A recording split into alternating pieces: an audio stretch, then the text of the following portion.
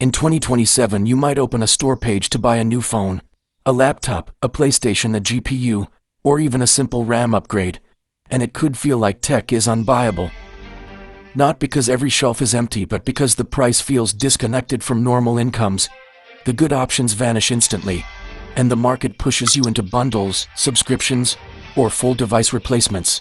This isn't a prophecy, it's a warning. When demand spikes and supply tightens, consumers don't experience it as a clean shortage. They experience it as stress, endless out-of-stock pages, inflated pricing, and upgrades that suddenly feel impossible. To understand why 2027 could be rough, you have to look at how modern tech is made. Most of the world's gadgets depend on a small set of specialized factories and tightly timed logistics. If anything disrupts that pipeline, energy costs, shipping problems, regional instability, currency swings, or policy changes, the price shock moves fast.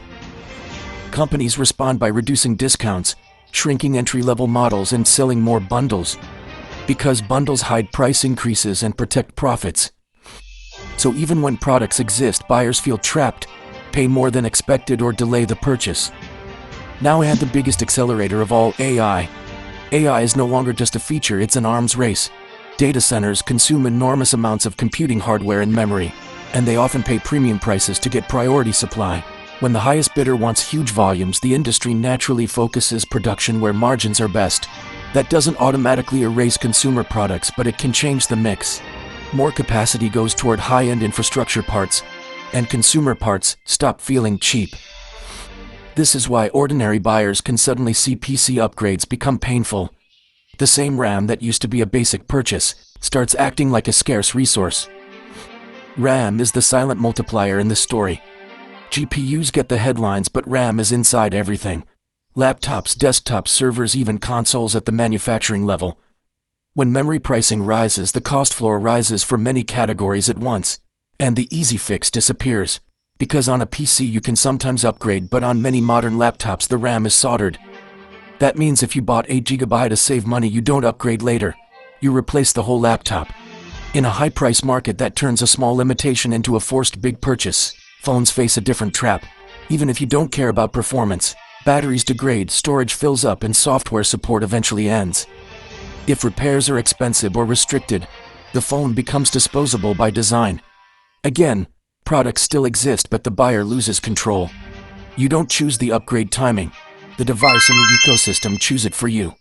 Consoles can feel safer because they're one box, one price, but they're not immune. If component costs rise or regional pricing shifts, discounts get weaker, bundles become common, and availability can become inconsistent. Also, if PC parts stay expensive, more people shift to consoles, which increases demand and can tighten stock in some markets. So the same pressure that hurts PC upgrades can indirectly reshuffle the console market too. So what should viewers do with this? Not panic, prepare. The worst moment to buy tech is when your device is already dead and you need something today. If you're shopping for a laptop, prioritize enough RAM and storage from day one. Because sealed designs punish, I'll upgrade later.